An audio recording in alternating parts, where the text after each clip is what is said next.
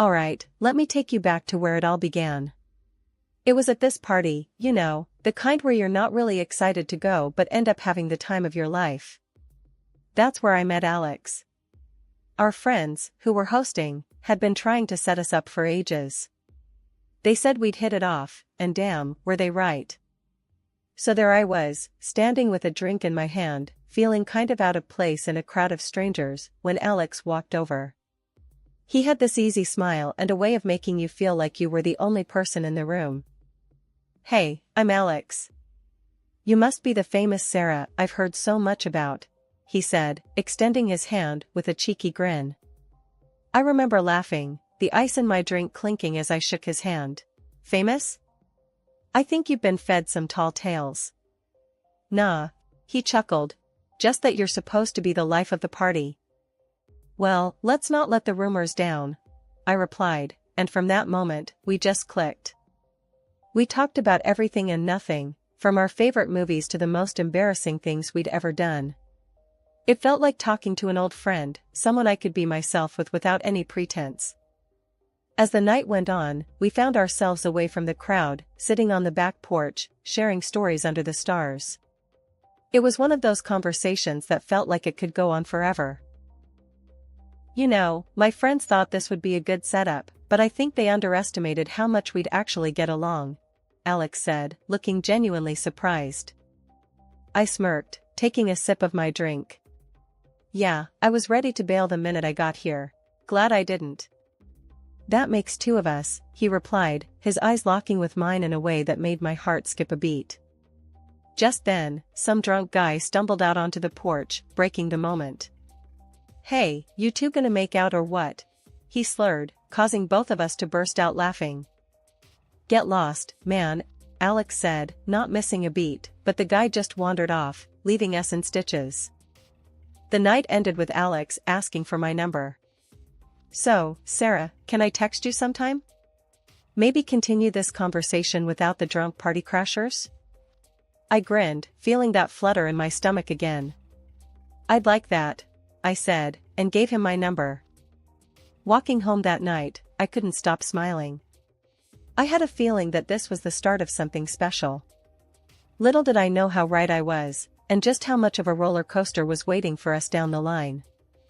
The day Alex and I decided to meet his parents, my stomach was in knots.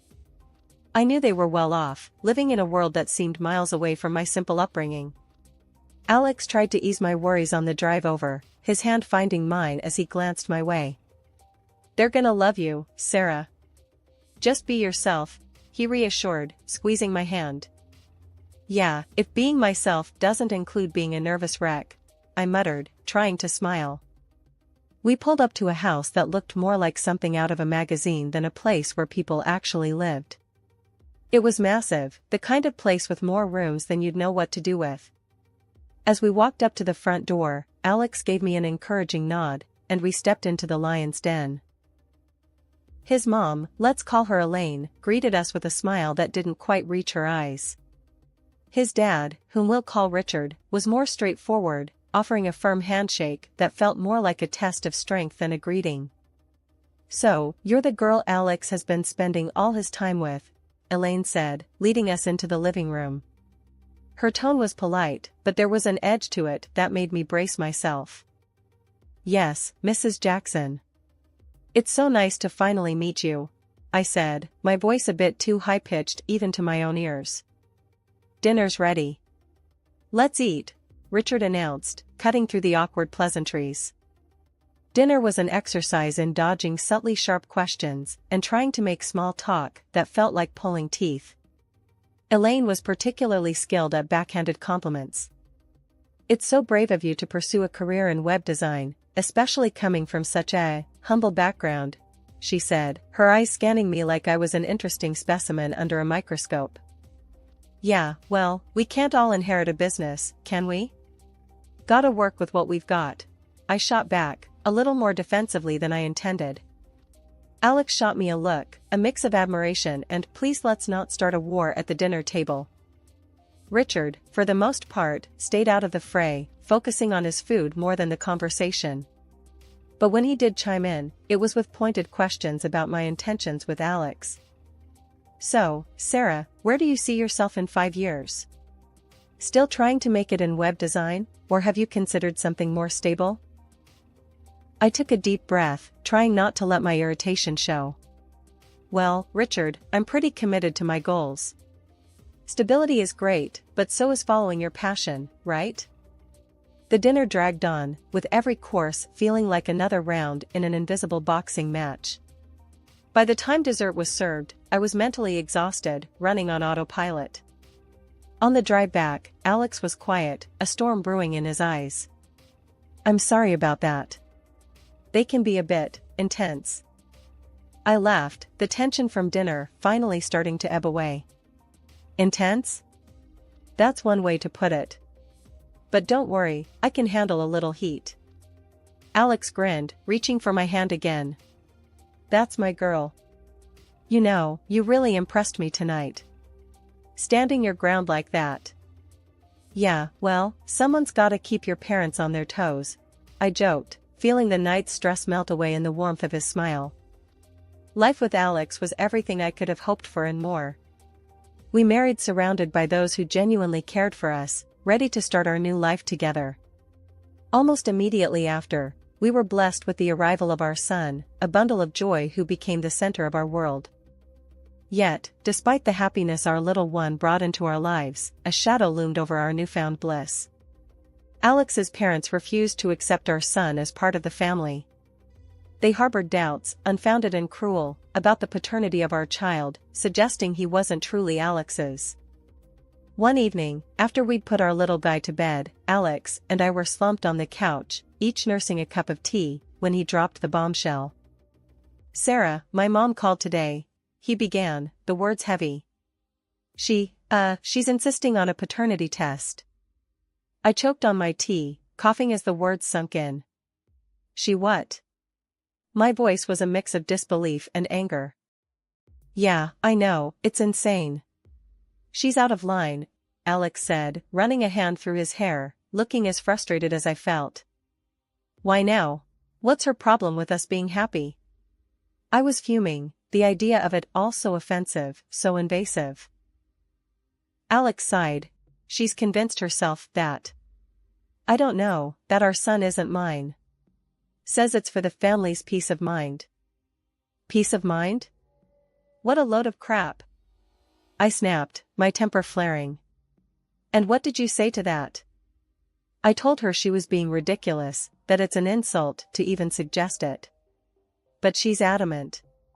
She's even willing to pay for the test, Alex explained, his tone defeated. I stood up, pacing the room, my mind racing. And if we say no? Then she threatens to cut ties, disown me, or worse, drag us through some legal battle.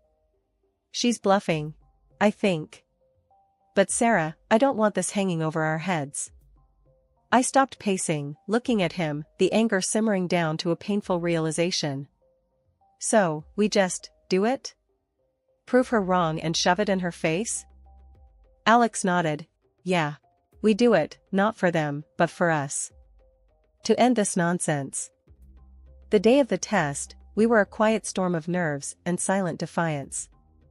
The clinic was sterile and impersonal, the process clinical and cold. We gave our samples, our little guy oblivious to the tension, babbling happily in my arms. On the ride home, Alex tried to lighten the mood.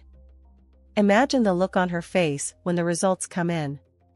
Congratulations, it's a grandson. I couldn't help but snort, despite the situation. She'll probably accuse the lab of being in on a conspiracy. We laughed, a brief respite from the weight of it all. The wait for the results was agonizing, each day stretching on. When the envelope finally arrived, we sat together, hand in hand, as Alex tore it open. Reading the results, a mix of relief and vindication washed over us. 99.99% Alex was indeed the father. I grabbed the phone, dialing his mother's number, before I could second-guess myself. Mrs. Jackson, you might want to sit down for this. The test results? Alex is the father. Shocking, right? My voice dripped with sarcasm. There was a pause on the line, a moment of silence that spoke volumes. "Well, I suppose that settles that, then," she said, her voice cold, devoid of apology. "Yeah, it does. And let me make something clear," I continued, my voice steady and firm. "This is the last time you question my family. The next time you want to play detective, maybe start with a mirror." It's been 10 years. Life had settled into a comfortable rhythm for us, despite the lingering shadows of past conflicts. Then, out of the blue, on a lazy Sunday afternoon, my phone rang. The caller ID flashed a name that made my heart sink and my stomach twist into knots: Elaine, Alex's mom. I glanced at Alex, who was sprawled on the couch with our son, both engrossed in some cartoon that involved more explosions than dialogue. He caught my look and mouthed, "Who is it?" When I showed him the phone, his eyebrows shot up in surprise. Taking a deep breath, I answered, bracing myself. "Hello? Sarah, it's Elaine. I know we haven't spoken in a while, but I wanted to wish my grandson a happy 10th birthday," she said, her voice softer than I remembered. I was taken aback, not only by the call itself, but by the gentleness in her tone. Thank you. That's unexpected." There was a pause, and then she continued, "I've been doing a lot of thinking, Sarah. About everything. I know I've made mistakes, and I want to try to make things right. Could we possibly meet and talk?" I was speechless, a rare occurrence for me. I glanced at Alex again, his face a mixture of curiosity and caution. "I'll need to discuss it with Alex. Can I get back to you?" "Of course, dear. Please do. And tell Alex I said hello." As I ended the call, Alex was immediately by my side, our son looking up at us, sensing the shift in the atmosphere. Was that really my mom? What did she want? Alex asked, his voice tight with concern. "She wants to talk, says she wants to make amends. Even wished our boy a happy birthday," I said, still trying to wrap my head around the conversation. Alex rubbed his neck, a sign of his unease. "Wow, I didn't see that coming. What do you think? Are we ready to open that door again?" I sighed, watching our son return his attention to the TV, blissfully unaware of the adult complexities swirling around him. "I don't know, Alex. Part of me wants to believe people can change. But another part. I'm scared of getting hurt again, of us getting hurt." Alex took my hand, giving it a reassuring squeeze. "Whatever you decide, I'm with you. We've been through worse, haven't we? If she's genuinely trying to make amends, maybe it's worth hearing her out. For his sake," he said, nodding towards our son. When Elaine, my mother-in-law, showed up at our doorstep the following week, she wasn't empty-handed.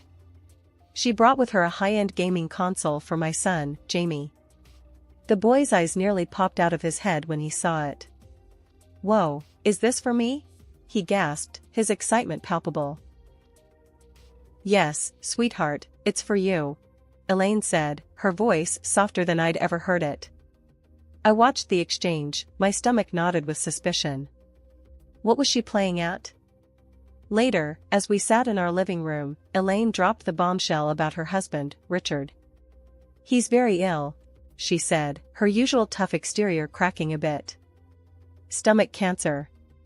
Doctors say he doesn't have long." The news hit hard, even with the strained relationship we had with them. "I'm sorry to hear that, Mom," Alex managed, the shock clear in his voice. "That's why I want you all to come over next weekend. He wants to see you, especially Jamie," she added, her gaze lingering on our son. Despite my wariness, we agreed. It seemed the right thing to do, given the circumstances. The visit to their mansion was as uncomfortable as I anticipated. Richard looked a shadow of his former self, his illness taking a visible toll. Jamie, oblivious to the tension, was thrilled with the grandeur of the place. "Wow, this place is huge," he exclaimed, his young eyes wide with wonder. As the evening wore on, Elaine took Alex and me aside for a private talk. What she said next floored me. "We need an heir for the business, and we want Jamie to be that heir," she stated, her tone matter of fact. I blinked, taken aback. "What about your other grandson, Matthew? Isn't he the heir?" Elaine's lips thinned. "Matthew had an accident. A spinal fracture. He can't take over the business now." Her indifference to Matthew's plight chilled me. It was all about the business for her. "So, you're just discarding him because he's injured? And now you want Jamie as your backup plan?" I couldn't keep the bitterness out of my voice. "It's not like that, Sarah. It's about securing our family's future. And Jamie is part of this family," Elaine countered, but her words felt hollow. Alex and I exchanged a look, a silent agreement passing between us. "We'll need to think about this, Mom," he said, his voice steady. "Jamie's future isn't something we're going to rush into." Elaine nodded, though I could tell she wasn't pleased. "Just remember, we're willing to cover all his education expenses. It's an opportunity of a lifetime." The ride back home was quiet, each of us lost in thought. This wasn't just about a business or an inheritance. It was about our son's life, his happiness. And no amount of money could make us compromise on that. After Elaine's bombshell about wanting Jamie to be the heir, Alex and I had a long talk. It was late, the kind of hour that blurs lines and softens shadows, making hard truths a bit easier to speak. "Can you believe this, Alex? She basically wants to trade in Matthew for Jamie because he's hurt. It's like, I don't know, picking players for some sick game," I said, frustration bubbling up. Alex rubbed his face, looking as tired as I felt. "Yeah, it's messed up. Mom's always been about the business, but this? It's cold, even for her. And what she said about Matthew. It's like he doesn't matter to her anymore. How can she be so heartless?" My voice cracked a bit. This wasn't just about offers and inheritance, it was about family, about doing what's right. "We're not doing it, Sarah. We're not letting Jamie get sucked into her twisted world. He's a kid, not a chess piece," Alex said, his voice firm. "Exactly. He should be playing with toys, not getting groomed to take over a business he knows nothing about," I added, feeling a surge of protective anger. The next day, I called Elaine, my stomach in knots, but my resolve firm. "Elaine, we need to talk about your offer," I started, trying to keep my voice steady. "Oh? Have you come to your senses, then?" Her voice was smug, expecting compliance. "No, we haven't come to our senses. We're not letting Jamie be part of this scheme of yours. He's a child, Elaine. And what you're doing to Matthew is unforgivable," I shot back, my anger rising. She scoffed. "You're being short-sighted, Sarah. You don't understand what it means to be part of a legacy. To have power. You're just an uneducated girl playing house." That stung, but I plowed on. "Maybe I don't understand your world, Elaine, but I do know that what you're offering isn't right for Jamie. We want no part of it." Her tone turned icy. "You'll regret this, Sarah. I'll make sure of it." The threat hung in the air, heavy and ominous. After we hung up, I felt a mix of fear and defiance. I didn't have to wait long to see what Elaine's revenge would look like. The very next morning, a knock at the door revealed two social workers, their badges and serious expressions a prelude to trouble. "Mrs. and Mr. Jackson, we've received a complaint alleging that you're mistreating your son. We need to talk to you and conduct a preliminary assessment," one of them explained, her voice neutral, but not unkind. Alex and I exchanged a look of disbelief. "Mistreating Jamie? That's ridiculous. Who would even say something like that?" Alex sputtered, his confusion mirrored in my own heart. The social workers remained professional. "We're not at liberty to disclose the source of the complaint, but please understand, we have to investigate all claims." They asked to see Jamie, to talk to him, and to inspect our home. It was humiliating, invasive, but we complied, knowing we had nothing to hide. Jamie, bless his heart, was confused but told them how much he loved us, how we played together, and about the new game console Grandma gave him. After their visit, they seemed satisfied that the complaint was baseless but informed us that they would open a case for a standard 60-day review. Once they left, Alex exploded. "My mom has gone too far this time. This is war." I nodded, feeling a mix of dread and determination. Elaine's move was low, even for her. But Alex and I were united, ready to protect Jamie from her manipulations, no matter what it took.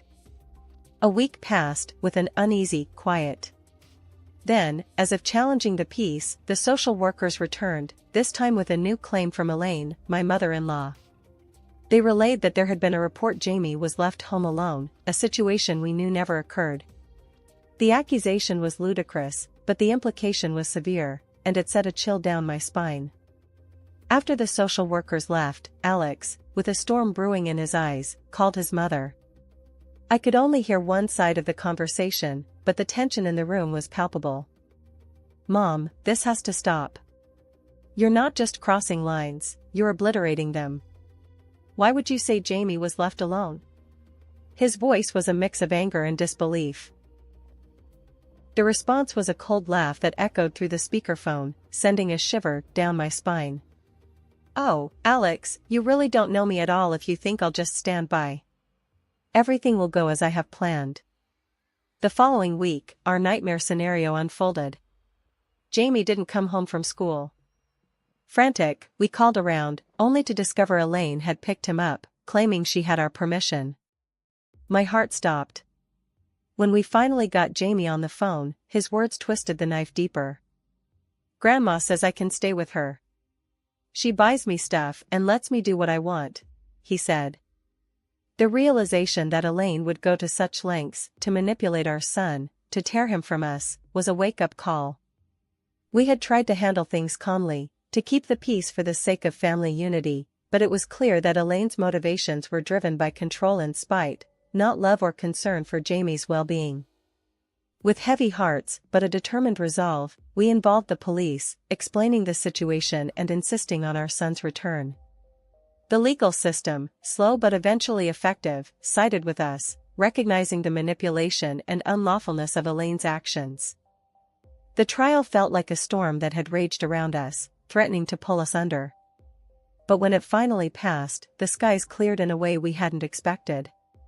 Richard's death came as a shock, a somber reminder of how fleeting and fragile life could be.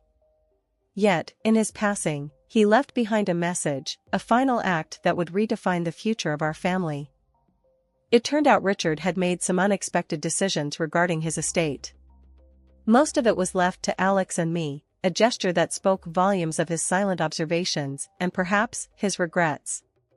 He also made sure to provide for his eldest grandson's rehabilitation, a sign of love for his grandchild despite everything. Elaine was left with just a small monthly allowance, a decision that, no doubt, came as a shock to her.